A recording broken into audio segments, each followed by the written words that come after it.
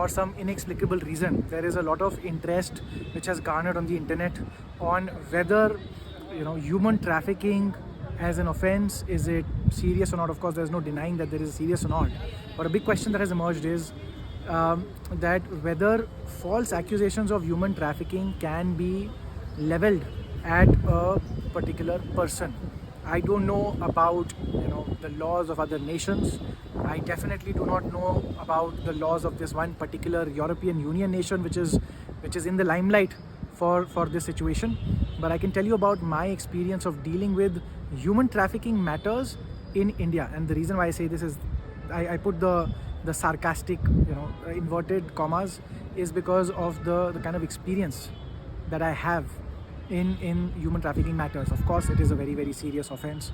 There have been exploitation of millions of human beings, women especially, flesh trade.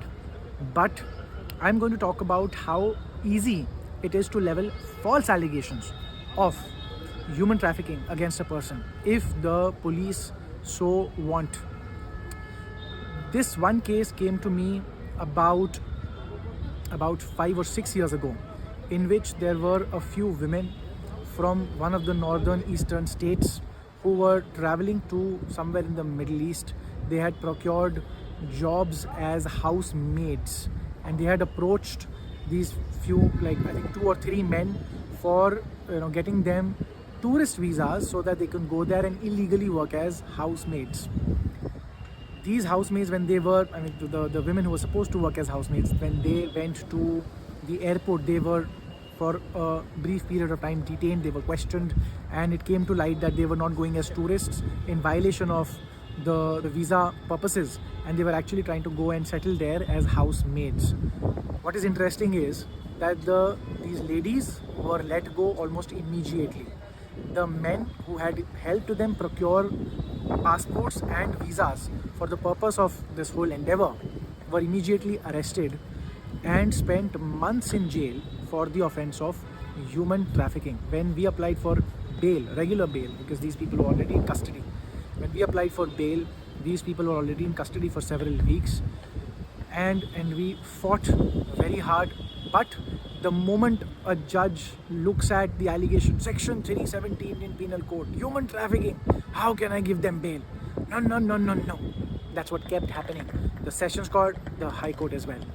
Ultimately, when the charge sheet was filed after a period of about 2 months, within the statutory period that they had to file the charge sheet, the most frustrating thing I've ever seen, the allegations on the basis of which the police got the bail of these people denied, was completely removed from the charge sheet. The charge sheet that was filed only mentioned section 420 IPC, cheating, as an offense, and the human trafficking angle was completely removed, because they also understood, how are you making human trafficking an offense in this situation when these people were voluntarily, by their own accord, going to secure employment, and the only illegal thing which was done was to misreport the purpose of the visa that was procured.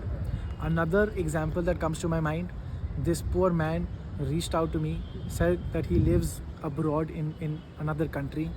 He got married, he came down to India for the marriage purpose, spent a couple of months over here, and when things were not really working out with his wife, he did not take her with him back to the country where he was residing and working.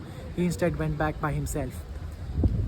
Angered by this, the wife files her complaint before the police, but not just 498A, 406 and the usual gamut of offences. The wife also files an allegation of human trafficking. And what is the story that is concocted?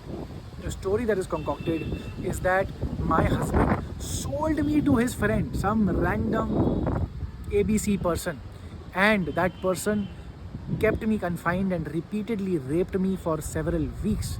And after several weeks, from this period to this period, I was able to escape his clutches, and then I was able to escape, and then I'm giving this complaint. When the relatives of the husband went to the police and say, all right, the allegation is there, at least try to find out who is this Mr. ABC that the girl reports, repeatedly confined her and repeatedly raped her for several weeks. where is this person to be found?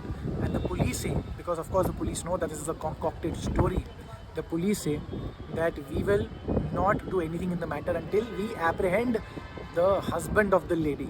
So we will use all our powers to first nab this guy, then we will interrogate him and ask him who is the actual perpetrator, who the husband sold you to, and then committed repeated instances of rape upon you. The poor husband had to pay a huge amount of alimony to the wife just because the wife, in collusion with the police officers, was able to build up this completely frivolous, floozy case, because this ABC entity never existed.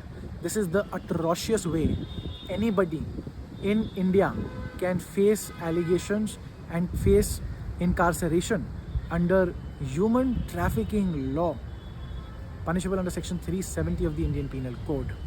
And whenever, this is the reason why I hear about this particular gentleman's incarceration without any proof coming forth from the government or from the investigating agencies.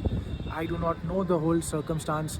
All I can say is that I have looked at enough of cases. These are cases that I have personally kind of dealt with.